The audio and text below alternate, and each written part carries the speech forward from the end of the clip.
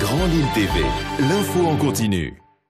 Bonjour à toutes et à tous et bienvenue dans cette nouvelle édition du journal de la rédaction, cette matinale du vendredi 27 octobre. Vous le savez, vos prévisions météo d'abord à la une. En ce vendredi, dans l'ensemble, on aura une belle journée partout dans la région. Quelques averses subies cette nuit et tôt ce matin encore par endroits.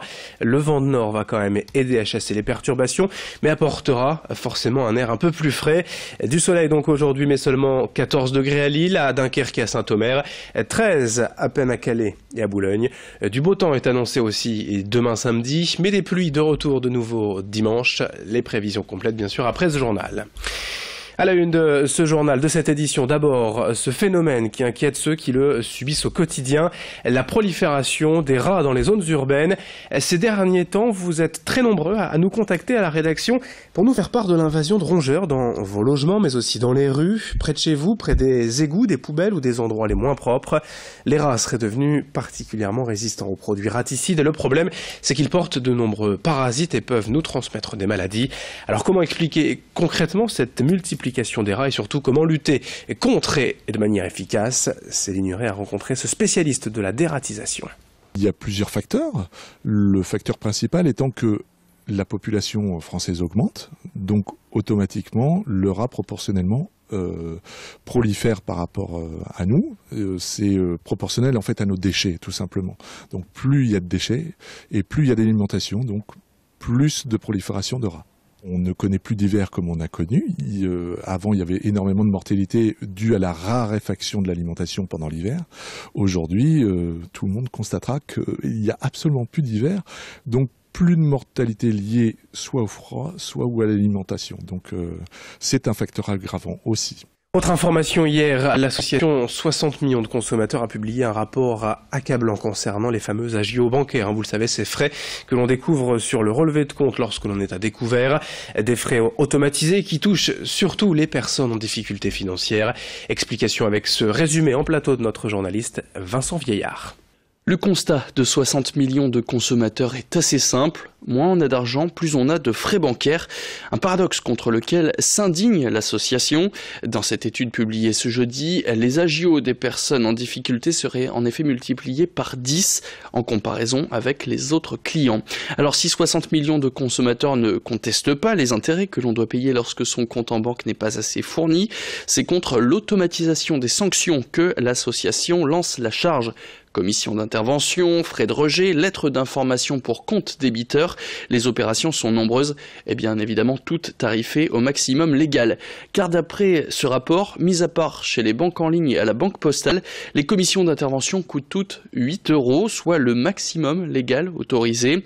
Même chose pour les frais de rejet de chèques qui s'élèvent à 30 ou 50 € selon son montant.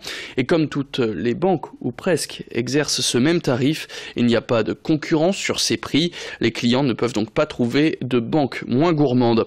Car toujours d'après ce rapport, les agences ont tout intérêt à continuer d'exercer une telle politique de sanctions financières. Ces frais représentent entre 30 et 35% de leur chiffre d'affaires, un montant net estimé à un peu moins de 5 milliards d'euros. Enfin, la conclusion de 60 millions de consommateurs, c'est que ces frais supplémentaires ne sont pas seulement problématiques pour les clients.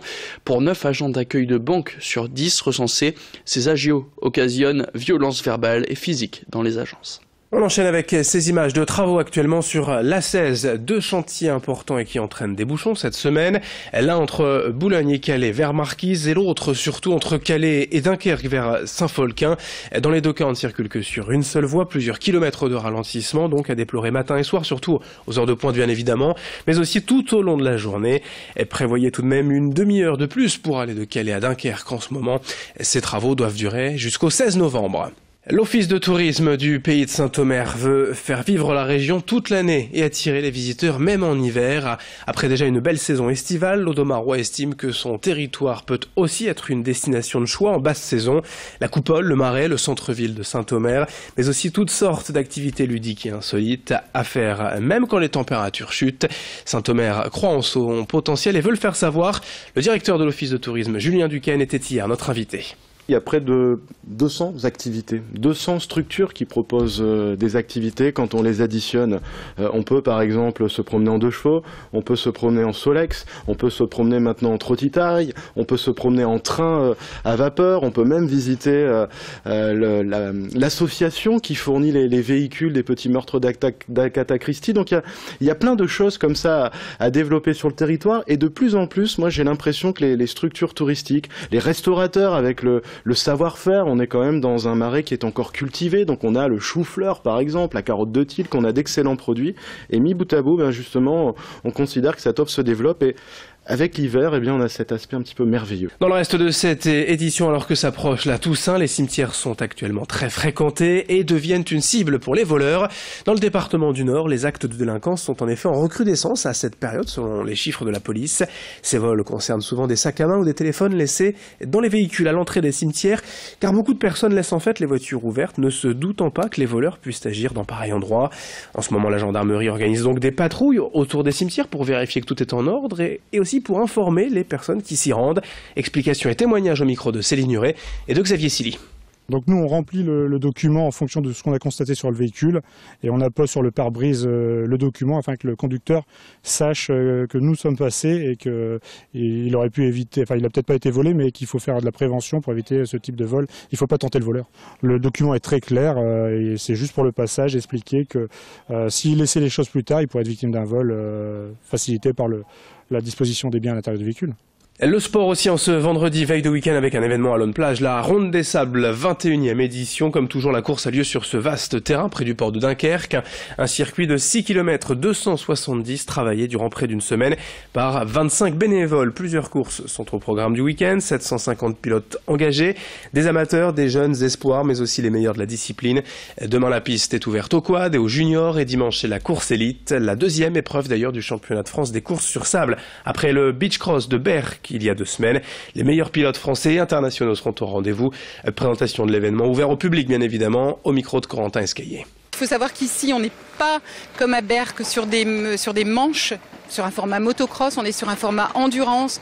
Donc là, vous partez de 14h à 16h30 pour une manche de 2h30, quoi. Ici, voilà, c'est un circuit de sable, c'est un lieu d'entraînement. Il y a plus de 20 000 pilotes qui viennent chaque année s'entraîner sur le circuit Bernard-Gouvard. Donc c'est un peu leur bac à sable, hein, on va dire. Donc ils ont plaisir à venir ici participer à cette épreuve. Pour terminer rapidement du football, le tirage au sort du 7e tour de la Coupe de France, l'entrée en liste des clubs de Ligue 2. Un beau derby d'ailleurs pour Lens qui se rendra à Neu-les-Mines. Valenciennes ira en Champagne pour affronter le FC Agglomération Troyenne.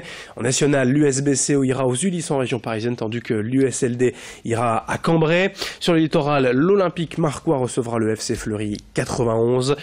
Plus à l'intérieur des terres, l'US Hasbrook aura fort à faire face à l'US Quevilly-Rouen, club de Ligue 2. Autre gros morceau pour Saint-Amand-les-Eaux qui recevra AC Ajaccio, également en Ligue 2.